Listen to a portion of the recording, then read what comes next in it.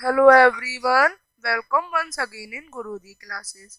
आज हम शिक्षा निर्देशालय राष्ट्रीय राजधानी क्षेत्र दिल्ली का कार्यपत्र 31 करेंगे सामाजिक विज्ञान का, जिसमें हम बुक अर्थशास्त्र का कक्षा 9th का 21 सितंबर की वर्कशीट करेंगे। तो आज का विषय है संसाधन के रूप में लोग का तीसरा भाग।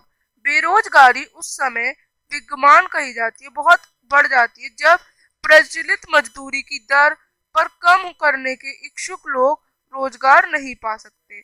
यानी जब बहुत सारे लोग इच्छा करने पर भी अपनी बेरोजगार नहीं पा पाते, यानी मार्केट में इतनी बेरोजगारी फैल चुकी है कि लोगों के पास जॉब ही नहीं है। लोग चाहते हैं कि वो जॉब करें पर जॉब ही नहीं है।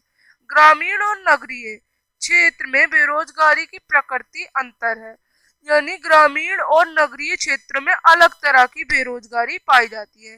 ग्रामीण क्षेत्रों में मौसमी और प्रच्छन्न बेरोजगारी है, बल्कि नगरीय क्षेत्रों में शिक्षित बेरोजगारी है। मौसमी बेरोजगारी तब होती है जब लोग वर्ष के कुछ महीनों में रोजगार प्राप्त नहीं कर पाते।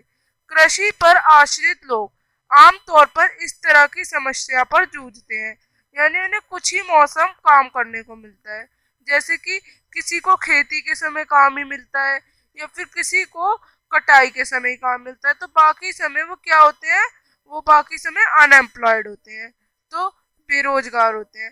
प्रचंड बेरोजगारी के अंतर्गत लोग नियोजित प्रतीत होते हैं। उनके पास भूखंड होता है जहां उनको काम भी मिलता है, उनके पास सब कुछ है, पर इसमें है क्या, कृषिगत काम में लगे परिजनों में होता है। यानी अगर 5 लोगों की आवश्यकता है तो उसमें 8 लोग लगे होते हैं, तो उनमें से किसी 3 को हटाना पड़ता है। तो अगर वो 3 हट जाएंगे तो उत्पादकता में कोई भी कमी नहीं आएगी, तो वो जब हटाए जाएंगे तो वो बेरोजगार हो जाएंगे। तो खेत में सिर्फ 5 ही लोगों की जरूरत है। अब आगे, अब हमें बता रखा है शहरी क्षेत्र के मामले में शिक्षित बेरोजगारी एक सामान्य परिघटना बन चुकी है। यानी इसमें क्या होता है, एक अध्ययन में एक बात कही गई है कि मैट्रिक की तुलना में स्नातक और स्नातकोत्तर युवकों में बेरोजगारी अधिक बढ़ रही है। बेरोजगारी से जनशक्ति संसाधन की बर्बादी होती है। इसमें होता क्या है, युवकों के मन में निराशा और हताशा की भावना होती है। वह पढ़े लिखे भी होते हैं, उनने अध्ययन भी कर रखा होता है, तब भी उनको वो बेरोजगार होते हैं, उन्हें कोई काम नहीं मिलता। यह आर्थिक बोझ में वृद्धि के कारण है और कार्यरत जनसंख्या पर बेरोजगारी की निर्भरता बढ़ती जा रही है। किसी व्यक्ति और साथ ही साथ समाज के जीवन में गुणवत्ता पर बुरा प्रभाव है। इसलिए किसी अर्थव्यवस्था के समग्र विकास पर बेरोजगारी का अहितकार प्रभाव पड़ता है। बेरोजगारी में वृद्धि मंदीग्रस्त अर्थव्यवस्था का सूचक है। यह संसाधनों की बर्बादी भी करती है जिन्हें उपयोग रूप से नियोजित जा सकता है। अगर लोगों को संसाधन के रूप में प्रयोग नहीं किया जा सकता तो वे स्वाभाविक रूप से अर्थव्यवस्था के लिए दायित्व बन जाते हैं, उनको अर्थव्यवस्था में दायित्व बनते हैं वो। इस समय से निपटने के लिए हमें विभिन्न प्रकार के क्षेत्रों में रोजगार के नए नए अवसर मिलने चाहिए। अब आप बेरोजगारी का वर्णन कैसे करेंगे, तो बेरोजगारी एक ऐसी स्थिति है जिसमें कुशल और सक्षम व्यक्ति को उचित वेतन पर लाभकारी नौकरी नहीं मिलती। ग्रामीण और शहरी दोनों क्षेत्रों में बेरोजगारी है। मौसमी बेरोजगारी ग्रामीण आबादी में होती है और शिक्षित बेरोजगारी शहरी क्षेत्रों में होती है।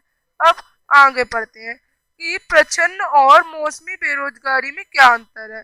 तो आप बताएंगे, प्रच्छन्न बेरोजगारी के अंतर्गत श्रमिक आते हैं जो श्रमिकों की संख्या में बढ़ोतरी करते हैं परंतु उत्पादन में कोई योगदान नहीं देते। उन्हें काम से हटा देने पर उत्पादन में कोई कमी नहीं आती। और मौसमी बेरोजगारी का पहला पॉइंट कि मौसमी बेरोजगारी वह है जिसमें श्रमिकों को वर्ष के कुछ खास महीनों में कार्य प्राप्त होता है। दूसरा, ये प्राय ग्रामीण क्षेत्रों में पाई जाती है, यह ग्रामीण व शहरी दोनों में पाई जाती है।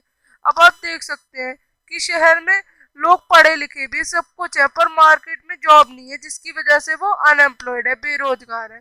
तीसरा, ये प्राय कृषि क्षेत्र में पाई जाती है और इसमें ये प्राय कृषि आधारित उद्योगों में भी पाई जाती है।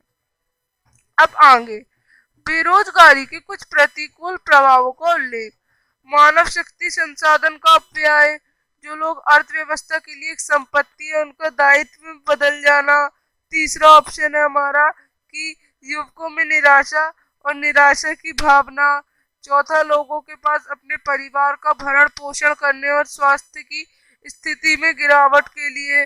चौथा, ये हमारा बेरोजगारी आर्थिक अभिधार को बढ़ाती है। ये पांचवा है। अब शिक्षित बेरोजगारी भारत के लिए एक विशिष्ट समस्या है। कैसे? भारत की जनसंख्या बहुत बड़ी है और हर साल बड़ी संख्या में लोग स्कूल और कॉलेजों से स्नातक होते हैं, यानी पास होते हैं। विभिन्न क्षेत्रों में रोजगारी है जो फैल जाती है। कैसे? ज्यादा लोग साल भर में नहीं निकलते, एक वर्ष में ज्यादा लोग नहीं निकलते, पर पढ़े लिखे बहुत से बच्चे, बहुत से मनुष्य निकलते हैं, जिसके कारण इन लोगों को कोई काम नहीं मिलता और ये शिक्षित बेरोजगार हो जाते हैं।